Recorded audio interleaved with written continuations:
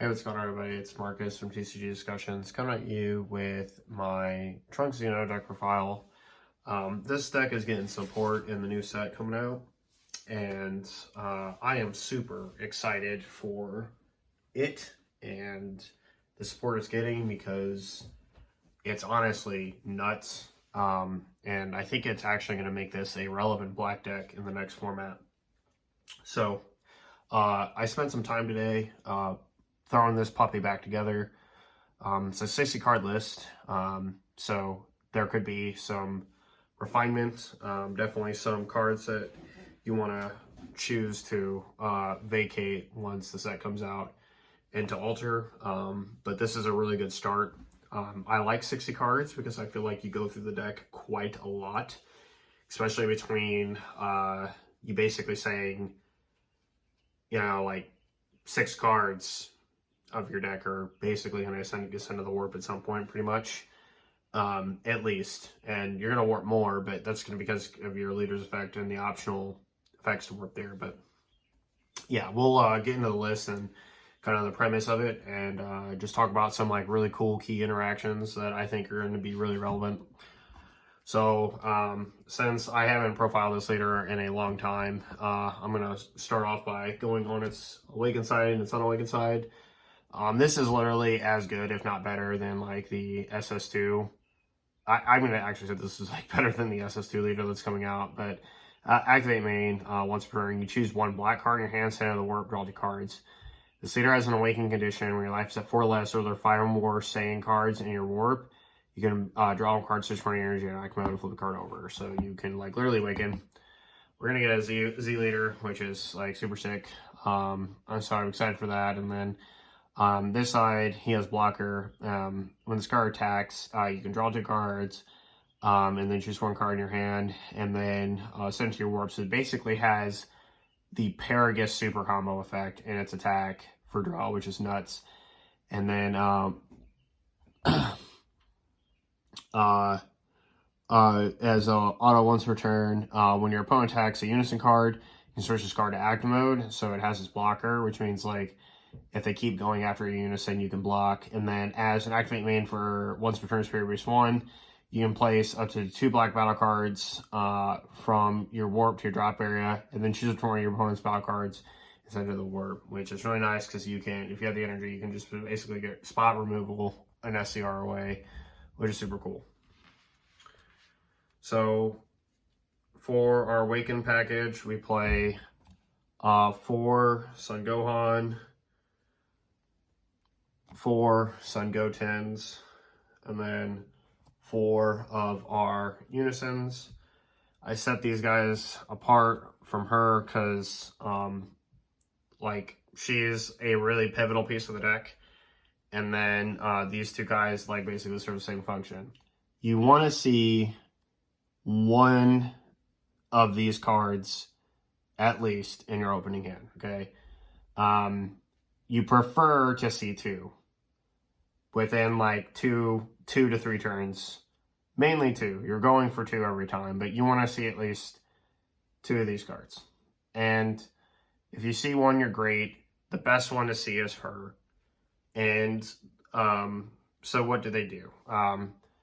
So your leader has an activate mana on its front side to warp a Saiyan, so you can warp a black card. So you can warp these cards out, draw 2 cards. For 1 energy, they play themselves from the warp, and then you can send out the top 3 cards. This card has a spirit boost effect that it can gain critical, and this card's a 10k blocker. They're both 10k. And when they're played, they both send up to 3 of the top cards from your warp, which means you're putting Saiyans out there quick, which is super important.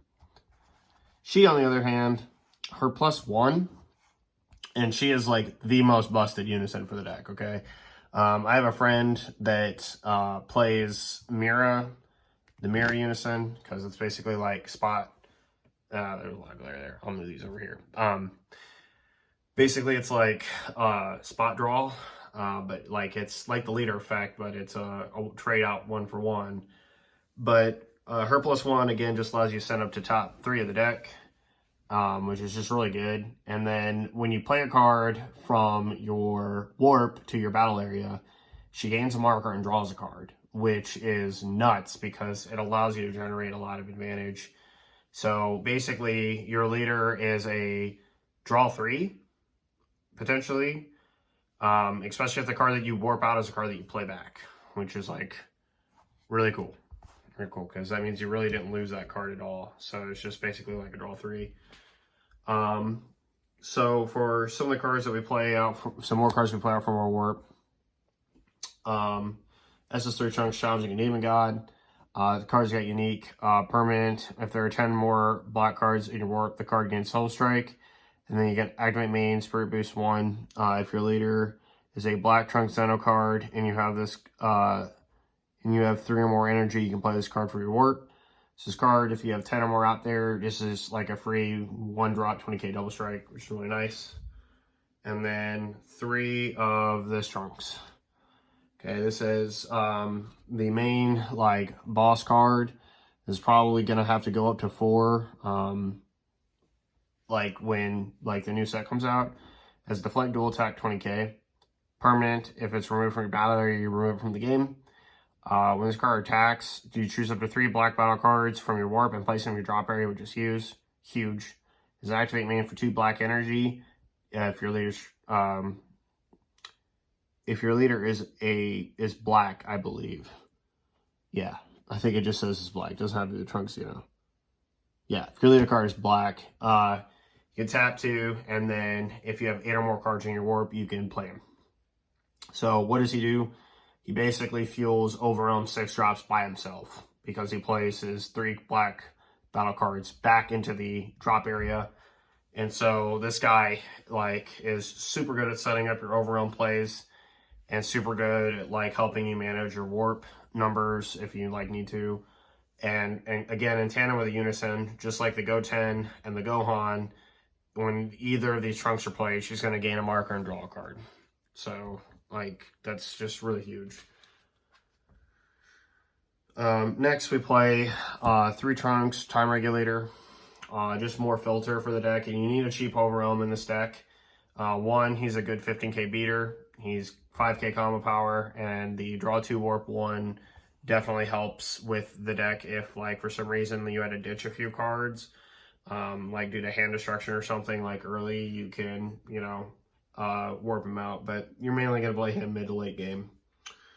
Next, a TP that is like old and forgotten, but not to me or my buddy who also likes this deck, but Gohang's Apocalyptic Future. It's a 15k unique. This card is just basically a free beater. As an Activate Main, you send 1 Sun Gohan Xeno and 1 Trunks Xeno card from your drop area to your warp, and you play the card for free from your hand, which is nuts. It does have an Activate Main.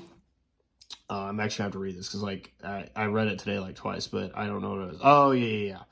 So if this card's like in your drop area, you can like spend 1 energy to like remove it from your drop area to the warp, I believe. Actually, you put it on the bottom of your deck. You put it on the bottom of the deck, and then you choose like a skillless 15k Unison, and you play it. Like, yeah, with a marker on it. And I think it has to be with no specified cost, 15k from your drop area with a marker on it. Yep. So the mirror build version of this with this card is insane. But this card, basically, like between like your Gohans and your Trunks Xenos, you're going to really like get like that free extra pressure, and it doesn't cost you anything. It's like a second Overwhelm in the turn, which is really nice. These next 2 cards, though, are one of the reasons why I think that this deck is going to be very strong next format, okay? So one of the big issues I've had with Black is that it does not have good generic floodgates, okay? Or cost-effective floodgates. And these 2 cards in tandem basically solve that problem. Number 1, they are both Black Sands, so they are completely on theme with the deck.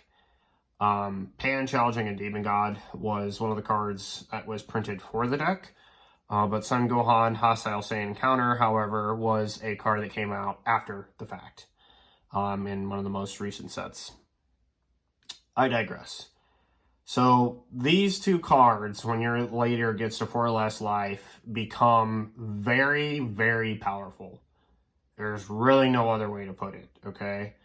So I first need to read what Pan Challenging a Demon God does. So she has counterattack, play the card. During your opponent's turn, reduce the energy cost of this card in your hand by 1. So she's just a 1 black specified cost on your opponent's turn. If your leader card is a black Trunks Xeno only card, and you choose 1 card in your hand and send it to your warp, when this card is played, your opponent cannot attack with battle cards for the turn unless they choose 2 cards in their hand and discard them each time. So it is a 1 cost topo that plays itself in active mode. But notice that I said counterattack, play this card. Not counterattack, negate the attack, and play this card. That is where this broken guy comes in, okay? So hostile sand and counter, it says it has a permanent. When this card will be removed from the battle area, remove the card from the game. It has a auto. When you combo with it for 1 black energy, you can choose up to one of your opponent's battle cards with an energy cost of 4 or less, send it to the warp. This is also a hard counter to like the like Red's Vegeta. But what's busted is this card's negate effect, okay? So while this card is in your drop area or in your warp, which we're sending cards to the warp all the time, either via our leader or this, its auto goes independent when your opponent's battle card attacks. So if they attack with anything, right, it can be, or specifically a battle card, and you have Pan Challenging a Demon God in your hand, what you can do is, one, if when you can play her to the board, she comes into play, her auto goes into pending, you send a card to the warp. His auto also goes into pending because they attacked with a battle card. You negate the attack, take a life, and you have to be at 4 or less to do it, but you take a life, add it to your hand, and bottom deck a card, and then send a card to your warp. The attack is stopped, and now this floodgate is active. So now for the rest of the turn, if they want to attack with battle cards, they basically are effectively under topo, and if the card they were swinging with is like a double strike, for example, or a triple strike, this combo is like super powerful. And the thing is they can't counter this attack negation. They can stop this, but like here's the thing. Counter phase, activate Pan. Is the attack stop? No. Okay, any response? No, that's fine. And then proceed into auto steps, negate, and then auto pitch to warp. So this card also plays itself in rest mode when it does that. So basically, like, you get a free 15k card, costs you no energy. It did cost you a life, but like you took a life and you bought it back cards, so you broke even.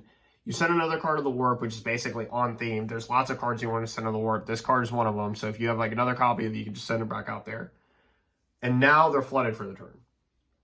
So like, and if they stop this card, like via a counterplay to prevent it from being played, or they stop it with like Swift Retaliation Cooler, you don't have to pitch, so you didn't lose anything. And the card can still be, the attack can still be stopped at auto timing. So, like, there's a lot that, like, goes into this, and it's really busted. And the fact that this entire play costs you 1 energy, so, like, if Topo, for example, basically at the cost of 1 life and 1 energy, like, right, if you could flood your opponent with Topo, would you not? And, I mean, maybe that's, like, bad, because, like, we have, like, Android 17, but this also doesn't make your opponent pitch 2 cards, whereas Defending Friends only makes them pitch 1. And secondly, like, even, like, Defending Friends, right, like, Pan is still stronger, like, in my opinion, as a floodgate than Defending Friends, even though it doesn't stop the attack. But now you have both. And so, to me, I think it's, like, a really, really broken and cool, neat little interaction that this deck can do. And I'm so excited to see, like, in the meta going forward, like, if this like, play line becomes, like, an actual thing. in the one test game that I've done so far with the deck, like, my opponent, like, had, like their last turn, like, it was, like, for sure their last turn, like, big hurrah. And I just started the first attack swing, stopped everything with that, and they basically had to stop. It was really nice. Super combo, we play Vegeta. It's important that we play Vegeta, just because of thwarting, which we play a one of in the deck. There's no reason not to play thwarting. It's also, in my opinion, the best super combo because it filters the best. I'm not a very big fan of draw one super combos, unless it's like Trunks Vegeta, when they draw like 200 other cards, a billion different other ways. So our overwhelm 6 drops, we play this Dark Brawly. We play this card at 1 because it's got 0 combo cost. I just don't want to play a high amount of those cards. Beyond All Limits is there to fetch us anything out like that we need that's out in the warp. Unfortunately, there's not like a whole lot of cards that like we want to get out of the warp that like we don't already have. Like you always get back like this Trunks or something. Like if you want to use it for an effect off your leader, so you don't have to like minus anything else out of your hand. It can be used to get back the Heartless Berserker, so you don't have to cast it for 1. You can grab a couple other cards too that we have in here. But the main reason is I want to be able to also recycle thwarting the Dark Empire if they get rid of it. So aside from bottom decking the card, there's nothing really they can do besides remove from the game, which is not really going to happen. And if I have another copy of this, that basically means I can get thwarting back like literally right away. Between this card, this, if they kill thwarting at all, like I'm going to be able to get it back. It is nice that Brawly plays himself out of the drop, out of the warp, because it fuels the markers on a unison, but it is what it is. True Fighting Spirit, the card is still really strong. This deck also can play at a very high life total, so the minimum 5 Saiyan requirement, right? So let's say that like, in theory, right, if I go first, I activate my leader ability, I warp out a Gohan or a Goten, and then I bring it back. If the top 3 cards that come back automatically are Saiyan cards, which there's a lot of Saiyan cards in case you haven't noticed, then that theoretically means that the next card I warp off my leader effect is going to net me my Awaken condition. So you can awaken at like, I mean, you can awaken at like 8 life on your second turn. Like if your opponent just doesn't attack you, you can be at 8 life. So True Fighting Spirit helps us get our life down so that we can get access to our super combos. And the other good thing about this is that it does check blue. It does check yellow, right? All those counter cards they want to keep playing. Yeah, like this card can just sit on the board and stick. And you can like literally like leave that there as like an extra tax play because you have a lot of cards that you play for relatively cheap or for free. Like for example, you have this Brawly, you have this Goku, you have the Gohanks card, that you have your Trunks, you have this card's only 1 energy. This card's only 2 energy. So if you have like 4 or 5 energy, right, you could just slap this bad boy down and start going to town. And the following cards I'm going to show you are also relatively cheap. So slide these guys over real quick. We play 2 of this Cumber. It's a Cumber 6 drop. And we play 4 of the SS Cumber Berserk Barrage. Okay. So again, it's like one of these things where, I'm going to slide these over so there's not so bad of a glare. These cards are just also like awesome cards to have in the deck. True Fighting Spirit also synergizes with your Vegeta. So if it ever gets like sent out to the warp or whatever, along with your Vegeta, you can activate thwarting whenever you need it. But these 2 cards, I want to play more of this card in here. In this list, and I'm gonna try and find and like work around some room, but this card is insane. Like I really can't stress this enough. 1-drop 19k dual attacks are really good, no matter what. This deck is like, this is also one of the few decks in the game that I can honestly say this. If your opponent is not good, if their strategy is not good at removing your cards consistently, like at all, they are going to die by attrition of sheer number of attacks. Like for example, my overwhelms are free for the most part. That guy costs 1, this guy costs 2. They are both dual attacker cards, or this card's a single triple strike. The Gohanks is free. The Trunks card, the 15k one, is for free. So the Gohan that like plays itself to negate for the attack is free, and it's a 15k beater. So you have a lot of relatively cheap investment into cards that can provide lots of attacks. And these two cards just basically push it over the edge. Like for Black Sands, like as an aggro package, like these two cards, like a package of 8 of these cards alone are just so good.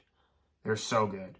The fact that this card draws gives all my opponent's cards servant. So how you use these cards also like super matters. Like Cumber Furious Frenzy is a lockdown card. Like there's one card I don't want you to have like attacking me next turn. So I'm gonna play this card down. I'm gonna get some value out of attacking at you. I'm gonna give that card servant so it can't stay at the charge phase. You play this card when you want to stop all the cards. Like they really went hard in the paint, and you know that like their entire board, if like it claps you back, like it's just gonna end really badly. So then like you play this card down, you stop everything on the board, and then you get this really powerful 30k dual attack double striker, and you draw a card. Like I can't express how much good value that is. Same thing with the Cumber Furious Frenzy. So I like to play a couple more of him, but I don't know. It's weird. I have no idea where I stand with trying to cut space to make for him. So, but I like them both in the deck a lot. They fit it on theme. You're not really paying for any battle cards in here that don't have more than 2 energy, and I like that a lot. So, Super Kamehameha onto our extra cards. We play 2 Super Kamehamehas. Sorry if I could talk. 3 Support of the Dark Empire, and 3 Protector of the People. I like this negate lineup a lot. In particular, Protector coupled with Pan is busted. It will literally, like this deck, if your primary way of killing somebody is from battle cards, this deck really makes it tough. And for the first time in a long time, I can honestly say this about Black. Here, this leader is probably primed the best to play. It's like the best generic Black leader. That's the best way that I can put this. Number 1, you only have to warp Black cards. Okay? That's all you have to do to like get this leader's draw effects. And it draws 2, so it filters well. It has a lot of really good cards that it can play from the warp on top of it. Its unison is busted. And the stuff that we're getting, the 3 cards we're getting, take this deck over the top. And I'll talk a little bit about that at the end of the video. But continuing on with the profile, just Protector of the People with this leader's other floodgate, the Pan, that Goku, that Gohan negate, these 3 Support of the Dark Empires, it's all the deck really needs. And I think that like it's just really, really strong defensively. Like that's one of the things. Like this deck is not an easy deck to just crack and break through. Like, you know, basically only Unison decks do really good against this. And like the deck can really put a lot of pressure against Unisons. Like there's a lot of dual attackers in there. Like the Trunks swings 20k twice, right? The Cumber Frenzy is 1 combo off, right? If I play a Pan and the Gohan in that same play, like 2 Cumber attacks are going 24 at it, right? The 8-drop kills it. Goku, thwarting, all of them. They can like all swing at it. So yeah. And then Super Kamehameha, it's just necessary to like stop certain floods. So yeah, I like it a lot. I think that it's one of those things where black does need a better counterplay than this, although I do think that, you know, there are some really strong black counterplays that we do have. I just want them to like release a unison-based one that's actually good for a change. We have one Kraken Space Time because this only requires a black Saiyan card, and he is Saiyan, it's not Saiyan only, and so we can play that with our leader. Brainwash No More. This is to, it's one of those things where if they don't respect its existence, you can catch them off guard and they can auto-lose for it. So, SS3 Gogeta, Thwarting the Dark Empire. Card's a great card. Honestly, I wish this card was at 2. And my buddy and I kind of agree. This card should probably go to 2. Like, Black needs that, like, consistent card that, like, is always, like, good. And everybody else, like, every other color has, like, a 1-drop that's broken, right? Like, for green, it's the Piccolo card, like the Fated Rivals Piccolo. Like, you play the Goku out, which you were going to do anyway because you wanted to kill a card and have a 30k barrier double strike, right? And then you, for just, you know, for one card, you just play like a unison wiping dual attack 25k card that just like rips two cards out of your opponent's hand. That's cool. So like, I mean, we got like the Cumber cards, so I can't complain too much, but I just really miss thwarting. I like thwarting a lot. And then the last card we play in the main is Evil Saiyan, Malice Made Flesh. It's a broken SCR in the deck because 1, it's a Saiyan, 2, you can play it from your warp, so it procs your, like your leader effect and your unison effect. So you don't mind getting rid of it. You just basically like put it out there and like make your opponent think, oh, what am I going to play this card? It's always out there. It's always an option. And you don't have to worry about like getting rid of it out of your hand if you need it for your Saiyan count early, which is nice. So yeah. Yep. That pretty much does it for the main. We get into the Z deck real quick, and then we'll go on to the side. We play 1 Surmounting the Impossible, 2 Majin Buu, Pure Destroyer. Cards are really good. Surmounting's again because we're a high life total deck. If we like need it, like if our opponent's like trying to stall us out from being able to use our super combos, we can fix that really fast. Majin Buu is just a really good spot removal card, and you can generate a good quality amount of Z energy in this deck too. But the most broken card, and the card that you have to play it for, is Pan Search for Another World. If you don't know what this card does, you can basically skip the entire first auto, and it has to do with like basically replacing life for Supreme Kai. But its activate main is a Bond 3 with Xeno in its character name to choose up to one of your opponent's battle cards and send it to its owner's warp. So this is a 1 energy for 2 Z energy card that is your leader effect, like on steroids. Like, and the amount of Xeno that exists in this deck is a lot.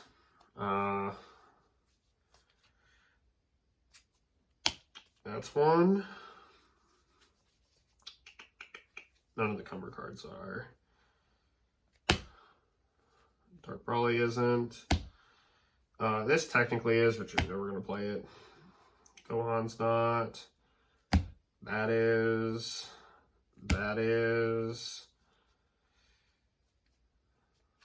All those cards are. All of these cards. So like, I don't know, maybe 60%. 60% of your deck, because this is like the other half. Like 60% of your deck is Xeno. So you basically get these 1 energy cards that are 15k attackers that just get to remove your opponent's cards for free. And the bond's incredibly easy because guess what? You can just play your cards from the warp whenever. So, and then we got our 2 tokens to go with our cards. Moving on to the side, because green is getting more prominent, I do play 3 Dwarf on the main side now. 1 mass CRID Mass Saiyan, just depends if I feel like I'm going to need it against certain matchups. I'll side it in. 2 black smokes. I think this is more of a side card now. Ultimate Energy, minus Powerball. This is for Beerus. The blue Beerus, and then the Rush Attack Vegeta. And basically anything else is like 15k. Honestly, this card would hurt a lot of this deck too. Like if you played in the mirror. An Unexpected Turn, 2 of that. Just, yeah, for Golden Frieza. Ghost Warriors for blue. And last but certainly not least, Koitsukai. Really broken card. It's a card we can warp out with our leader and then like put it back with Trunks and then like have it live to activate effects. We can also like put Unisons at the bottom of the deck to draw more cards. Or cards that we don't need. So, yeah. So, yeah, this deck's getting a lot. It's getting a Z leader, which is like really good. It's going to be like a 20k base, and it's got like some really neat effects. And then it's also getting a barrier removal, like 8-drop to play with 5 as a Xeno Evolve. And before anybody says like you can't Xeno Evolve over that Trunks to remove self in the game, you absolutely can, because Xeno Evolve is not a cost. Playing the card is the cost. And then you send the card to the warp, and then it removes itself from the game via mechanic. So the card's already present on the board before you like get to like send it to the warp, and it doesn't care about like having to meet the condition of sending the other card to the warp. It doesn't care about that. So yep, so that's really good. And it's gonna be like a 30k. I think it's like a double strike or something, or dual attack that like removes the card ignoring barrier, which is really strong because like it's just gonna give you like good follow-up play if they don't get rid of your 5-drop, or like something on top of it to go into. But the card that is 1000% like the game changer for the deck is the Supreme Kai. I cannot believe how strong that card is. So a lot of people would look at this deck, and it would be a fair assessment to say, right, a lot of people are going to look at this deck and say, well, obviously if you're drawing 2 to 3 cards a turn, like this is a card that we're going to need to get rid of. So a lot of people attack the Unison. Well, attacking the Unison is like kind of bad because like this card can be a blocker, and it basically says give me more life instead. And what people will say, okay, well if you're going to do that, I'm just going to black smoke the card. Well, the new Kai that they made for this like solves that problem immensely. It basically makes black smoke a completely irrelevant play and bad. Like it actually makes black smoke very, very bad. So what does it do? You can send the card from your warp and remove it from the game. So your leader, when it like pitches a card out to the warp to draw to, yeah, the card basically says for 1 black energy, you remove it from your warp out of the game.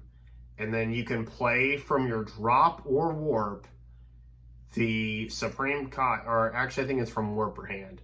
From warp or hand, you can play the Unison, this Unison, for 1 energy with 2 markers on it. That is ridiculous, okay? Like, that just, like, that one effect alone completely changes the nature of this deck.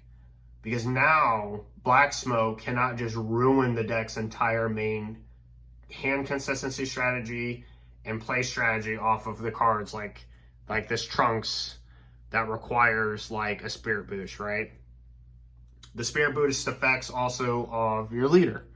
The Spirit Boost effect that I think is also written on the Z leader, I think, as well.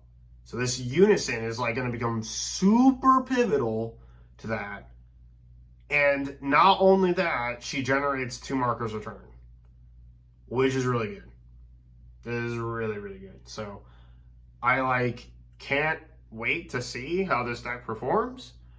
And honestly, as a deck, because let's face it, our Z cards, we got a lot we can work with, right? We have a lot that we can change around here for a Z leader and mess around with other cards. But I'm really excited for where this deck can go and where it's going to be. I think that it's going to be really good. So Let me know what you guys think about this down in the comment section down below. Sorry this was a little bit longer one, but I wanted to take my time with this. It's like 60 cards and it's a really old deck. Like guarantee, like I could sit down across from most of the people in my locals and they do not know what this deck does. Like because it's been that long since I or anyone else has ever played it. So yep, let me know what you guys think about this down in the comment section down below. Thank you so much for watching. Stay tuned for my childhood Son Goku yellow deck profile. I look forward to bringing it to you guys. And this is Marcus from TCG Discussions signing off. I'll catch you guys later.